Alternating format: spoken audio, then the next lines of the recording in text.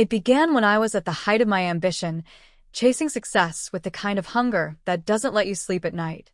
I had put in the hours, the work, the sacrifices that no one saw.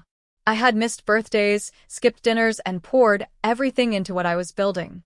Success was finally within reach, glowing on the horizon like a rising sun. I thought I had surrounded myself with people who wanted to see me shine, people who clapped when I won, but I learned quickly that clapping hands can sometimes hide sharpened knives. He came into my life like a friend. That's how cheats often do. They mask themselves in loyalty, smiling as though your triumphs belong to them, encouraging you while quietly mapping out how to steal what you've built.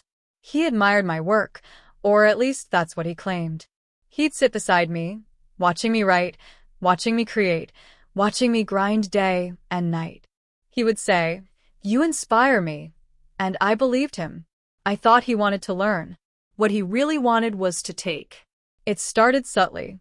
Ideas I shared in confidence suddenly appeared on his lips, as if he had birthed them himself. Plans I whispered over late-night coffee began to shape his path, not mine. At first, I ignored it, telling myself it was coincidence, that maybe we just thought alike. But when I saw him standing in front of a crowd, presenting my vision, speaking my words as though they were his own, I felt the knife twist deep. He stole not just my ideas, but my voice, my sweat, my future. Success followed him. The doors that I had been knocking on for years swung open for him, carried by the work I had already done. I watched as the world clapped for him, cheered for him, crowned him as the genius I knew he wasn't. The taste of betrayal is bitter, but the taste of powerlessness is worse. There is nothing crueler than watching someone else live the dream you built with your own hands. He walked with arrogance, the kind that only grows when the world hands you trophies you never earned. He strutted in expensive suits, flashing a smile that people mistook for brilliance. And still, he would look at me, as if daring me to speak, daring me to expose him. But I stayed silent, not because I was weak, but because I understood something he didn't. Karma does not need an audience. It only needs time. Time, as it always does, revealed everything. He grew comfortable in his lies, reckless in his stealing. He thought he could cheat forever, thought the world was blind enough to never question his shine. But the truth has a way of clawing its way to the surface, no matter how deeply it's buried. Whispers began, people noticing that his ideas had no depth, that his brilliance dimmed when he wasn't echoing someone else's work. The applause grew quieter, the doubts louder. I didn't need revenge. I didn't need to scream. Karma was patient, but relentless. One by one, the hands that clapped for him withdrew. His partners began to see through the act. His supporters started to ask questions he couldn't answer. The spotlight that once made him glow began to burn, exposing every false layer he had wrapped himself in. The higher he climbed on stolen ladders, the harder he fell when they broke beneath him. And fall he did. Spectacularly. The same stage that once crowned him became the place where he unraveled. The success he stole turned to ashes in his hands, and the same people who had once cheered him began to look at him with disgust. His name, once spoken with admiration, became tainted, a warning to others. The empire he thought he built crumbled because it was never his to begin with. I stood in the shadows, watching.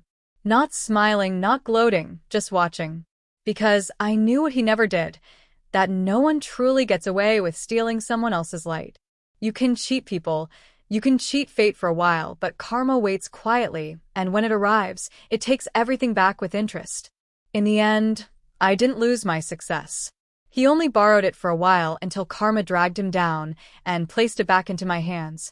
And when I finally stood in the spotlight, it wasn't stolen, it wasn't borrowed, it was mine, earned, and undeniable. That was the lesson I carried with me. The classic cheat may win for a moment, but karma always has the final word. The first time I realized he had taken what was mine, it didn't hit me like thunder. It was slower, quieter, like watching a crack spread through glass. You see it forming, you know it will shatter, but you're powerless to stop it. He had studied me well, my habits, my drive, my dreams. I thought I had a partner. In truth, I had a thief disguised as a friend. I still remember the night I told him my idea. It was late. We were both tired, the kind of exhaustion that makes honesty easy. I laid it all out for him, my plans, my vision, every detail I had been building for years. His eyes lit up, and I mistook it for admiration. I didn't see the hunger in them, the hunger of someone who couldn't build for himself but knew how to take. Weeks later, the world started talking about his brilliance. He had pitched my idea as if it had been his all along, wrapped my work in his name, and presented it to the world with the kind of confidence only liars possess. People believed him. Why wouldn't they? Cheats are skilled performers. They wear conviction like armor, and the world is too eager to clap before it questions. He rose fast. Faster than me. Opportunities one had fought for and bled for seemed to fall into his lap. I watched doors open for him that had slammed shut in my face. I tasted anger but also disbelief. How could the world be so blind? How could they not see what I saw, what I knew? He lived in the glow of stolen glory. Every success that should have been mine became another jewel in his crown. And he flaunted it, as if daring me to say something, as if mocking the silence he knew I'd keep.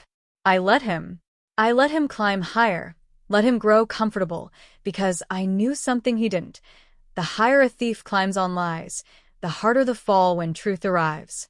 It didn't happen overnight. Karma is never in a hurry. But little cracks began to show. People noticed his brilliance was only surface deep. His answers grew shallow when he was pressed for details.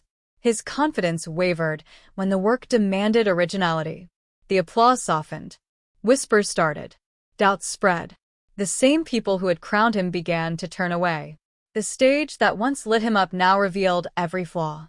He stumbled, tried to recover, but the truth spread faster than his lies ever had. One revelation led to another until his empire collapsed. Deals were canceled. Trust was broken. His name carried the weight of shame instead of respect. And me? I didn't need revenge. I didn't need to expose him. All I had to do was keep working, keep building, keep waiting. Because karma did what I never had to.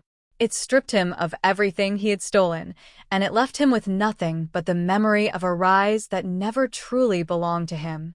When the dust settled, I was still standing. My work, my name, my success, it was real, untouched, undeniable. The cheat who took my success had fallen, and karma had delivered the justice I couldn't. That's how it always ends. Cheats may run fast, but karma never stops walking. And when it catches up, it takes everything. He was the kind of man who thought nothing could touch him. I could see it in his eyes, the smugness of someone who believed he had outsmarted the world.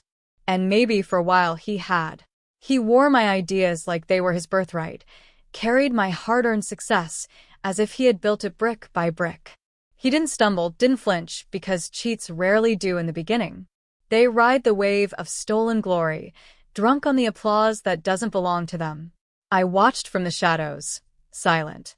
People told me to fight to expose him, but I didn't. Not because I was weak, but because I knew the truth. Cheats burn bright, but never for long. His brilliance was only as deep as the words he stole.